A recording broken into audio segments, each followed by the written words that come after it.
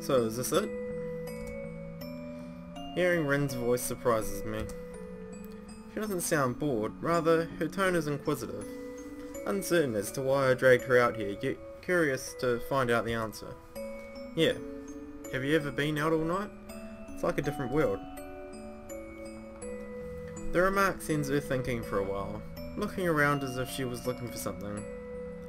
The wisps of light, "Oh, it's night time, seems to making me yawn." Wow, not sleepy though, it's just making me yawn. Reflecting from the corners of her eyes are suddenly very sharp. It's not a different world, it's the same, just asleep. What do you think this town is dreaming of? Maybe something like car sheep or building sheep? Why are dreams always about sheep? Well, they're not, but yours seem to be. I've never seen a sheep-related dream that I can remember. There you go, see?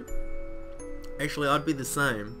Everyone tells you to count sheep when you're trying to go to sleep. I've literally never had a dream, well, that I can remember of course, because no one can really remember many of their dreams, but you remember a few. None of them had sheep in them. So different towns dream of different things? Probably. How could they not? I answer half joking, half surprising her on. Spurring her on. For the first time tonight, it seems like a bit of Rin's life has returned to her. She doesn't continue her list of rhetorical questions though. Instead, she leans back a little and looks up at the moon travelling above the town. The cool breeze blowing between the buildings seems to steal the conversation away before it even really begins. It's too bad. It looked like Rin would get out of her blue mood. I wish I could somehow know the right things to say, but I realise I can't do that the way I am now. I don't think you'd ever find the right things to say with Rin. There is never the right thing to say. I'm too far apart from Rin. I haven't really managed to crack her open. She's just too complicated. As all women are, my friend. As all women are. It's like she's open to everything. Equally disinterested in everything from the outset.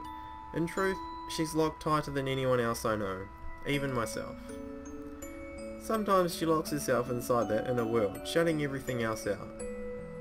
At other times, her thoughts flow freely from her mind, but not organised in any fashion that would make them intelligible to the rest of the world.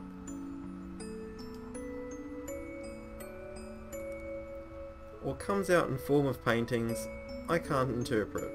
To me it's just a sea of colours and shapes, not a message. She's too far away. I now know it was a bad idea to try to reach for her in the way I did, but I can't help liking her. She's just so likeable. I look at the fingers of my right hand, trying to remember what Rin's lips felt like against them. Oh God, you creep. Do you ever feel like you're trying to reach out for something that's impossible to reach? Rin turns her gaze to me, tilting her head quizzically. I wonder if she understands the meaning of my own rhetorical question or not. Either way, I like how I can manage to catch her attention just by speaking aloud nowadays. All the time. At least I think so. That's what painting feels like. A lot of the time. Or all of the time. I don't know. Sometimes I get the feeling that I can really paint what I want. Sometimes it feels like it's just another shadow of me, like a mirror that doesn't work right. Like talking? Maybe. When I was little, I didn't really have friends. Maybe it's the same now. The only things I liked were pens and paints. They were the only things that understood me. Now it feels like that is going away too. Change really is a scary thing. I wish I could understand you.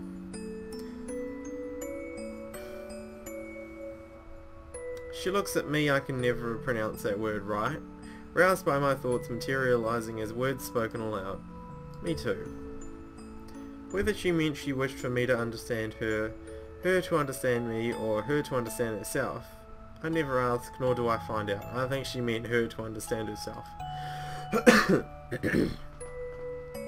I see her eyes searching for mine, serious and cryptic as they are. I'm not getting any explanation from there.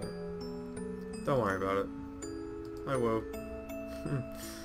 Small hints of a smile are wavering on her lips.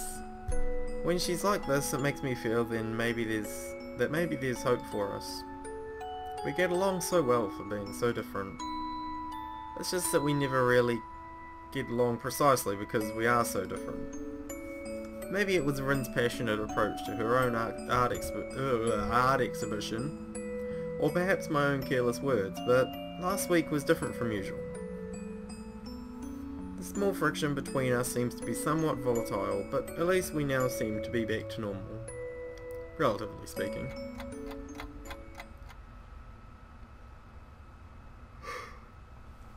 We stand up from the bench and pick yet another direction in which to go. The wee hours of night slowly pass by as we measure the streets of the town one step at a time. We are finally at ease, not minding the rare lone passerby, the eerie darkness, each other, ourselves. Rin's step seems lighter, like the heavy air around her is letting go a little. It makes me feel happy. In the pants. We don't talk, save for the single remarks that are spoken into the night of the town and never answered. The details jump into the eye instead of being the usual blur that they are during the day. As the sky above the town changes from deep, dark blue to grey, I know that our night is soon ending. It's almost morning. Rin looks up too and nods at me. It's true. The coming light of morning is creeping through the sky, climbing higher by the minute. God damn, you guys took a long walk. It feels surreal. The sun won't come up for a while, but I get the feeling that the end of this night really is here and now. Should we head back? Rin nods again, twice, her hair waving in the breeze that seems to be heralding the coming dawn. Forward unto dawn. Hey, anybody get that? Anyone? Anyone? Come on. That's a reference to a game that just came out. Come on. Hello, four. Yeah. Abruptly, she takes off, taking the lead in this walkabout on which I'd brought her. It seems she really is in a better mood. This too makes me feel happy. In the pants. Rin's navigational skills are probably not much better than mine, but we eventually find ourselves in front of Say's place. I don't know if this was any help. I did this once before, but it was more because of a stupid impulse, or maybe relentlessness, back then. Maybe this was a silly idea, and didn't really help you at all. Or maybe it did. You know, you always seem to think of the negative, Hisao. She just nods as an answer. So, do you know how you're going to destroy yourself now? I have some ideas, but I don't want to see you for a while. Oh wow, okay. Fuck. I don't want to see you for a while. Alright. Don't come and see me. Do something else. Jesus. Her ultimatum catches me completely off guard. Fuck's sake. What is wrong with you, Rin? Is it that time of the month? Honestly. What the hell? What's this about? You said before that you didn't mind. I mind now. It's just for a while. I have to do this alone. I don't like that. Why? I don't want it to go like this. Why? I just don't want to feel this distance between you and me. She tilts her head like a bird, her eyes narrowing a little as she thinks. Then you can touch me. What? Yeah, what? You can touch me if you want. You'd feel better, right? I don't know. Try. Where do you... What the fuck is this? Where do you want me to touch you? No boobs or left ear. Other than that, you can decide. What? Wait, what's with the left ear? I really want to touch the left ear now. Fine. I raise my hand hesitantly, even though I don't know why I'm actually doing this. Her eyes tell me that she's not going to explain. 1,000 thoughts race through my head as I slowly bring my hand closer to Rin's face and press 3 fingers against her pale cheek. Rin feels soft and cold. She closes her eyes on contact and visibly relaxes. I can feel her soft breathing, her muscles releasing tension as my fingertips caress her cheek. She doesn't rest her head against my palm or anything else you'd expect a girl to do in this sort of situation. In fact, she hasn't reacted at all, save for those now shut eyes. Once I withdraw my hand, she opens them again. It might just be an illusion created by the timid morning sunlight playing with my eyes, but Rin looks like she's holding back a smile. This is the problem with our relationship. Half the time I have no idea what is going on, and the other half I just fail to understand why things are going on like they are. As usual, I'm not going to get an explanation. Rin merely takes a step towards the door. See you later. Then she disappears from my reach for an undefined period of time. Da fuck. Honestly, Rin, I am literally lost for words. I really don't understand you at all. How can anyone understand you? God damn. I hold true to my promise of honouring Rin's request, even if it's against my own will. I try to redirect my focus into my studies, but end up zoning out during classes and doing only the minimum amount of work required. Still, I start looking into my post-high school options a bit more seriously. I pore over university brochures and various career paths. I'm good at studying, so I want to go to a university. I'm pretty sure I could get into a pretty decent one too. The only problem is deciding which subject would be the best. Science! For science! Kenji ridicules me about subjecting myself to the control of feminist teachers when I tell him about trying to get into a university. I don't ask him about what he wants to do in the future, thank God. I suppose that's one good thing about Rin's path, is that we hardly ever see Kenji. I wonder what Rin thinks of her own future.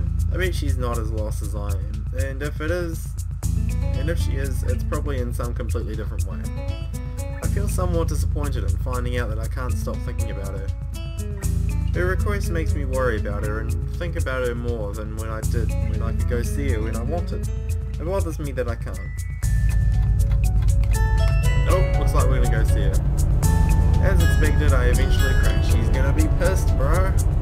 She's gonna be pissed. Late one afternoon, you didn't listen to her. I get on the bus heading downtown. I try to avoid explaining to myself exactly why I'm doing this and keep thinking about other things for the entire duration of the trip. Now, have you come up with anything to say? Come up with nothing to say, have you? You're gonna waltz up there, stamp on the ground and be like, bitch, I came here for a reason. And she's gonna ask you, what reason is that? And you're gonna say, nothing. Close the door and walk out. Because you came with nothing to say. You had no plans. After a 5-minute walk, I'm standing in front of the gallery. I walk past it to the door of the atelier, but at the last moment I lose my courage and continue on all the way to the next corner, at which point I turn back. Well, Rin taking it for and see it. I wonder what she's like when she's angry. I've never seen her angry. You won't like me when I'm angry. The worst thing would be if I actually ruined something by going to see her, like she seemed to imply would happen, but there's no way that can be true, can there? It's just one of her quirks. Oh, you never know. Like you said, you don't understand her, right? She might have some sort of tricky, fucking weird shit that she's doing. Maybe she's up there doing some weird voodoo thing, and like, you go up there, she's got a voodoo doll of you, getting ready, she's got some needles, she's gonna stab you. And the voodoo doll, of course.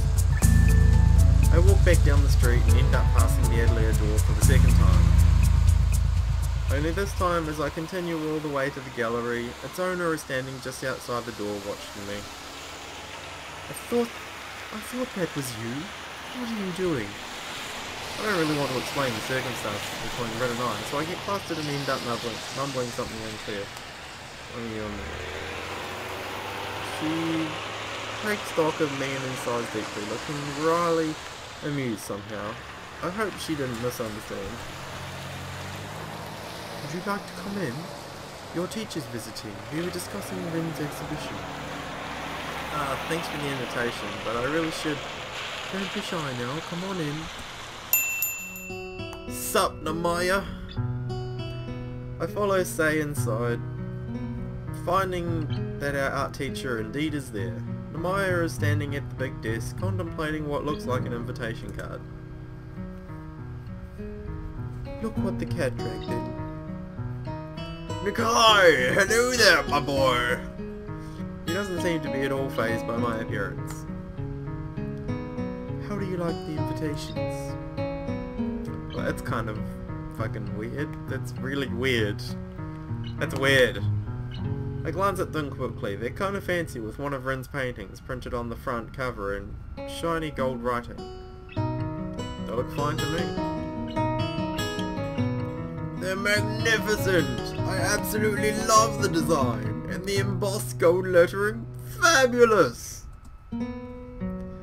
Good print work too. You have to tell me where you get these done. What does Rin think? I haven't asked. She said she'd be fine with my decision anyway.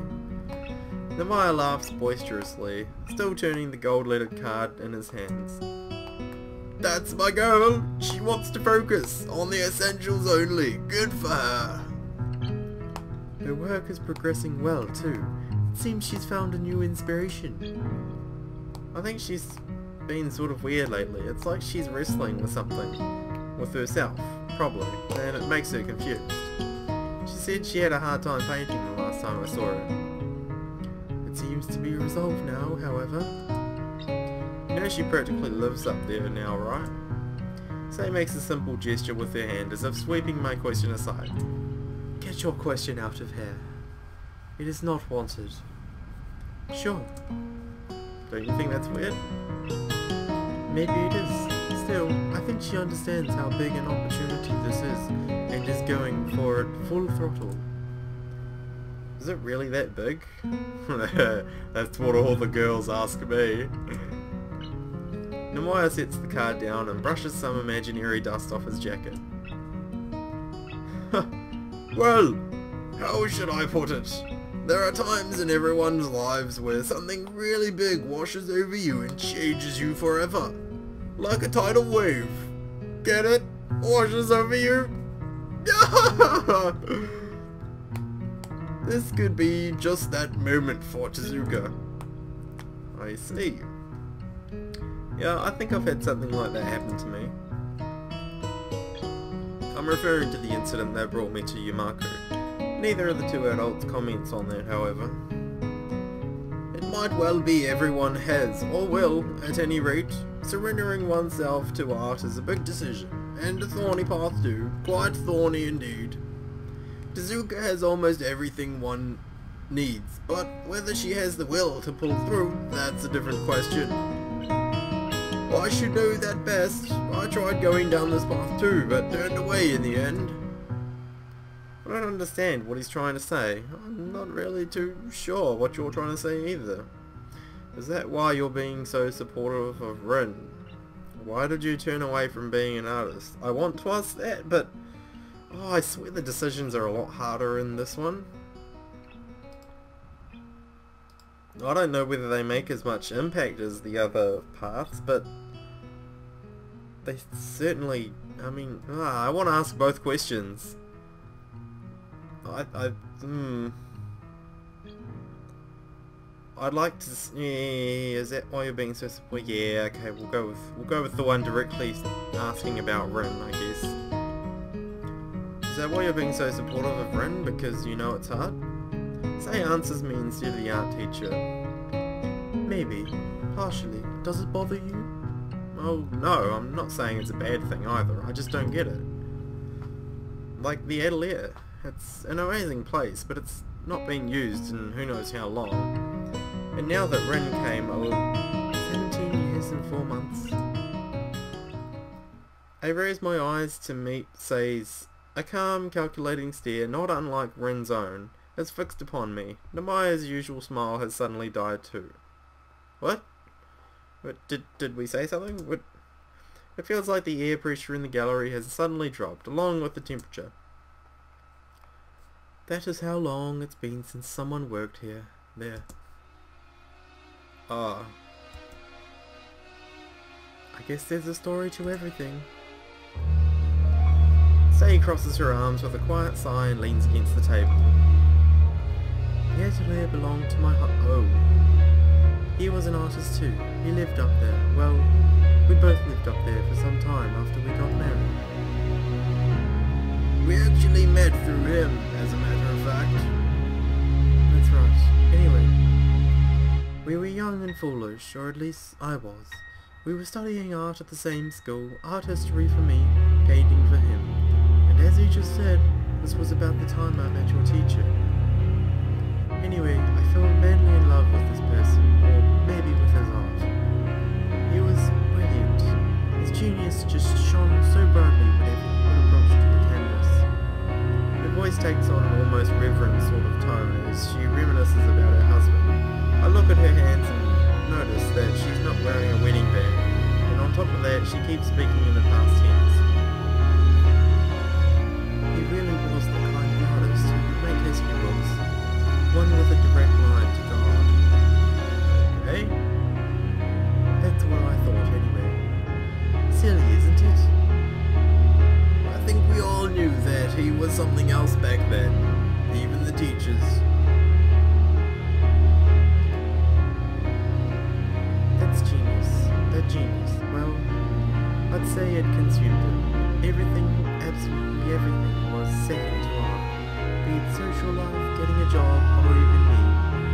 It just wasn't as important. Jeez, who did she marry, Da Vinci? It seems that artists can't look at their work as just a job, you know? It's something more fundamental to them. It was hard to live with a person like that. Hard to be married to a person like that. She takes a pause and looks to see if I understood. I guess the point of the story hasn't emerged yet. That or I've missed it. So how did you cope with it? My question, probably the exact one she was waiting for, draws a dry chuckle out of her. However I could. Sometimes it was hard. Sometimes I fooled myself into believing he would change. I pursued my own things too, so it was easy just to let him be. It's not like you can stop an artist from painting if he wants to paint. Plus, being with an artist is fascinating. I can't say that I hated it. Art schools are full of all sorts of poses and pretentious schmucks, but true artists are lovely people in general. I think that's why your teacher has taken such a shine to our little kitten. She really has markings of an artist, and a good one at that. She wants to paint, she must paint. Quite so! She's the best student I've ever had! It's just about her finding her own way now. Maybe that's why I wanted to give her this chance. If she goes to an art school, it'll be good for her. Artistic expression is about finding one's own place to be, your own limits, and then working with them. To expand them, to break them, whatever works best, but you have to know the limits of what you can do. Anyway, long story short, my husband was a good person without these kinds of limits and a unique individual, but a human being can't endure a thing like that. He died young. After he was gone, I couldn't stand the atelier anymore and tried to forget it. That kind of thing happens. You could say that his flame was bright but brief. The story comes to an abrupt end, but it doesn't seem like she's going to go any further. Nomaya toys with the invitation cards lying on the table, as if doing something just for the sake of doing it. But what if Rin is like your husband too? What if she's a person who has unlimited potential? Sei's hand twitches, and I see once more that sad look welling up in her eyes. It's the look she gets when she watches Rin. The look by which she remembers her husband. I doubt it. Sei stands up and digs in the pocket of her jacket for a cigarette and a lighter. Her hands are shaking. I'm going out for a smoke. Wordlessly, Nomaya and I both decide to follow her after a moment. It's already dark outside. Sei is standing with her back to us, taking sharp occasional drags on her cigarette. Its weak amber glow illuminates her face, framing her sharp jawline. Maybe it's best to call it a night. I can give you a lift back to school if you want, Nakai. You're not going anywhere, Shinichi. I need a drink. We go into that place at the corner. The teacher looks at the old lady and then shrugs at me apologetically. That's no problem, I'll just catch the bus back. I'm headed upstairs to see if Rin will come back to school with me anyway. I think she's been staying overnight here too often lately. Sei locks the front door of the gallery and links arms with the old art teacher. I feel strange looking at them. I wonder what it feels like to have friends who have been with you for decades, for most of your life. I can't imagine it. The two of them start making their way down the street towards the bar on the corner, so I quickly head upstairs to the atelier door, ready to get what I originally came here for. Sex. And with that, I'm going to call it a night. Hope you guys enjoyed these couple of parts, and I shall be recording some possibly tomorrow. If not, you'll see it on YouTube anyway. So yeah, thanks a lot guys, and I'll talk to you next part. Bye.